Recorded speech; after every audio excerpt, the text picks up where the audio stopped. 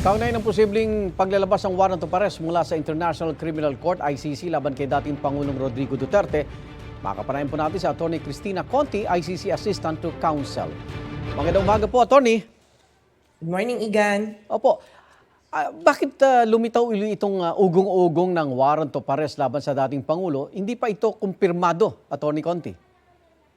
Opo, hanggang ngayon, wala pa rin kumpirmasyon or announcement galing sa ICC mismo o kaya sa Philippine government kung saan dapat napaabutan yung sila kung may warrant man. Opo. May mga... Palagay ko lumitaw Oo. dahil umalis siya ng bansa. Lagi naman paggagalaw yung isang tao na subject ng posibleng warrant of arrest, magkakaroon talaga ng ugong.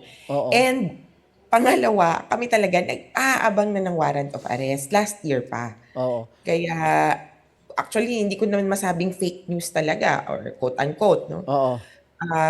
Dahil posibleng meron na at alam niya.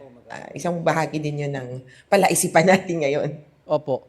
Pero makita na pumunta siyang Hong Kong hindi para takbuhan ito, kundi umatin sa isang political event. At siya mismo nagsabing magpapa-aresto naman siya eh.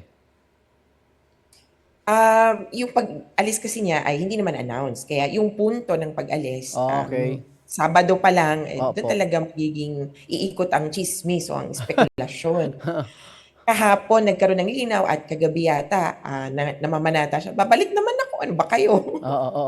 So, nasang Kaya bahagi na po, attorney, yung investigasyon ng ICC?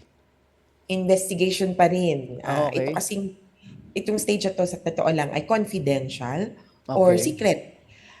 Para na rin pangalagaan, hindi lang yung mismong investigasyon, yung impormasyon na makukuha nila, kundi pati yung mga involved o sumasali dun sa investigation. Opo. Kasi hindi pa siya kaso. Kumbaga, hindi pa siya talaga iniimbestigahan ng tipong. Ang iniimbestigahan kasi ngayon, sino ang may kasalanan. Mhm. Kaya habang hindi pa natin determina kung sino ang sa ICC kasi ang kakasuhan nila yung pinaka may kasalanan, syempre mag-iingat sila dahil baka magkaroon ng ibang galawan at magkaroon ng tampering with evidence. Mahirap yan. O kaya pananakot ng mga witnesses. So doon sila pinaka natatakot itong ICC.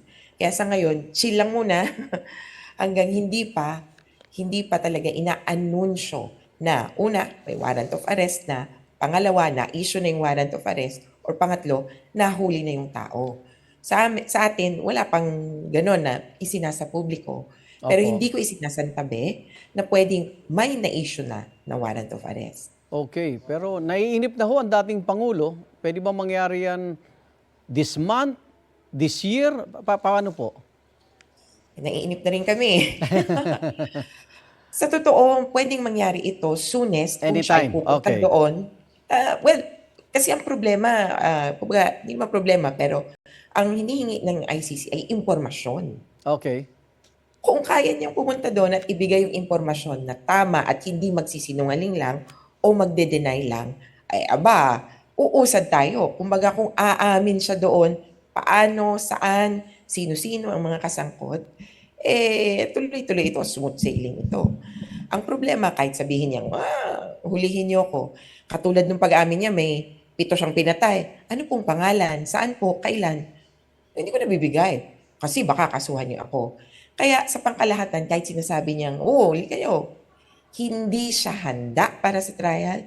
Hindi siya ready na magpahuli. Sabi niya lang yan. And actions speak louder than words. Maraming salamat, ICC Assistant to Counsel, Atty. Cristina Conti. Ingat po. Salamat, Igan. Ingat. Igan, mauna ka sa mga balita, mag-subscribe na sa GMA Integrated News sa YouTube para sa iba't ibang ulat sa ating bansa.